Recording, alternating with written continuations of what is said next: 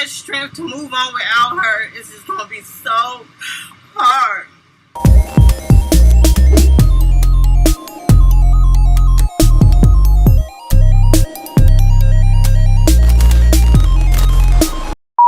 Breonna Taylor. 26-year-old Taylor was Our Public Integrity Unit will conduct a complete review of this case. Is now suing 3 LMPD officers. Breonna Taylor, the young Louisville EMT shot and by Metro Police. This video is to bring awareness to the injustices in our community. I mean no harm to the families and friends of the victims. All information included is public knowledge. The information included was gathered by local news outlets. Breonna Taylor was born in Grand Rapids, Michigan on June 5th, 1993. She graduated from Western High School in 2011 and went on to study at the University of Kentucky. Taylor was so full of life. She loved social gatherings with her friends and especially her family. Breonna loved everybody. She loved everybody, and she is the reason why we all here. She was the glue that brought everybody together. She was the baby of the family. Taylor loved helping people around her, and she did that in her everyday life. Taylor became an EMT for the city of Louisville, and she also worked at 2 local hospitals. Certified CMT for the city of Louisville. She currently works for U of L Health as a emergency technician. Her friends and family said her working in healthcare was so rewarding.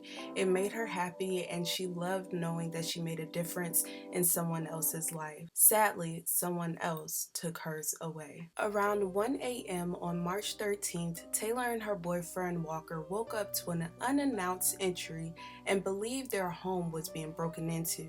They both heard a large bang on the door. When they inquired who was at the door, there was no response according to reports. Reports claim officers used a battering ram to break down the door and rushed into her home. Taylor's boyfriend, Kenneth Walker, immediately got into defense mode for the both of them. According to reports, Walker fired 1 shot, which wounded 1 officer. Then collectively, the officers fired more than 25 shots back. Sadly, Taylor was shot 8 times and passed away. They went in her house in the comfort of her own home and just took her from us. She's gone. She's never coming back. And I want Kenny to know we fight for you too. You did not deserve this. Walker immediately called Taylor's mom to let her know what happened. I could hear Kenny just like screaming and crying, and I could hear all this noise, but I'm not knowing what this noise was. Like I didn't.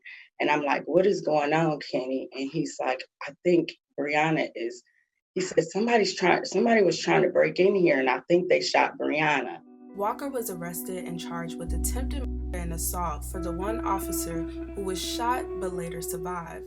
He pleaded not guilty to the charges. According to Walker's lawyer, Walker only shot in self-defense because he said the police did not announce themselves. His lawyer also wrote a letter to the court stating Walker wishes to exonerate himself. His girlfriend was in a hail of police bullets while naked, and he himself simply acted to try to protect himself. Had Mr. Walker known the police were outside, he would have opened the door and ushered them in. The question everyone is asking, why were the police at her home? LMPD have said officers were at her apartment to serve a search warrant as a part of a narcotics investigation. According to reports, no drugs were found at the home belonging to Taylor, and her boyfriend wasn't even the target of the police's search warrant. And what left a lot of people confused is how she got mixed up in the narcotics drug bust. And this is not a woman who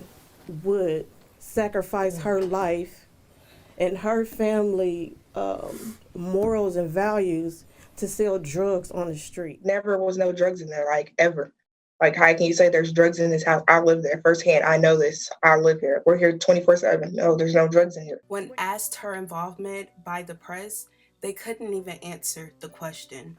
We're still working through what her involvement was on the narcotics investigation. And that goes for every question the press had. They just did not have an answer. We're still working on that part of the investigation. We're still working on exactly what happened afterwards. We're still processing the scene right now. Still part of the investigation, still working through that.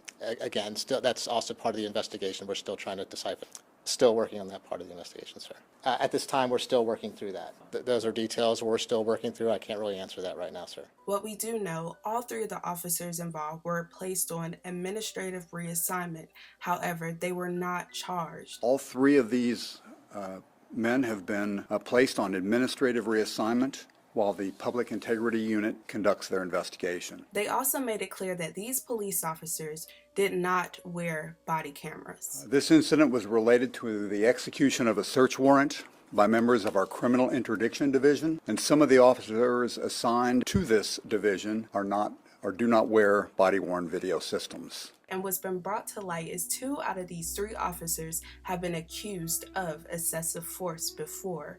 One previously was sued in 2006 when he shot a man at the Speedway gas station. A federal judge eventually sided with the police in the case, and the other officer was accused of having a prior history of unnecessary force, claiming dozens of situations where he has sent citizens to the hospital for injuries for being tased, pepper sprayed, and struck repeatedly in the nose and eyes. A lawsuit filed recently by Taylor's family against the 3 members of LMPD says police were searching for Jamarcus Glover, who was detained that morning at a home more than 10 miles from Taylor's. We've got 3 officers that made incredibly poor decisions that failed to follow even the most basic protocol. Breonna Taylor and her boyfriend had every right to go to bed that night without any sort of fear that 3 people would bang into their house unannounced and pose a significant threat to them. And the mayor's office and the administration of the police department go out and flaunt transparency. It is incredibly hypocritical. A lot of people have been fighting for Taylor and Walker. Later that month, Walker was released from jail on a home incarceration. That really infuriated the president that represents Louisville Metro police officers. He is quoted saying that it was a slap in the face to everyone wearing a badge. A GoFundMe was made in order to help Kenneth Walker with his legal representation fees, and a Change.org petition was made for Breonna Taylor in order to bring awareness and seek justice so that these officers can be charged for their wrongdoing. I'm praying for her friends and family. Right now, I know this is a difficult time for them. It's sad that it took nearly 2 months for the world to know about this case, and some people still don't. I hope and I pray that justice will be served. Make sure you look down in the pinned comment section because I will have links to where you can help out when it comes to her case. Thank you guys so much for watching. Love you guys. Stay safe. Please be respectful in the comments. Bye. And the way they portrayed y'all was just not right. And you all know Breonna. You all know our family. You know we hardworking people. We not about being out here in the streets like that. Like this should have never happened.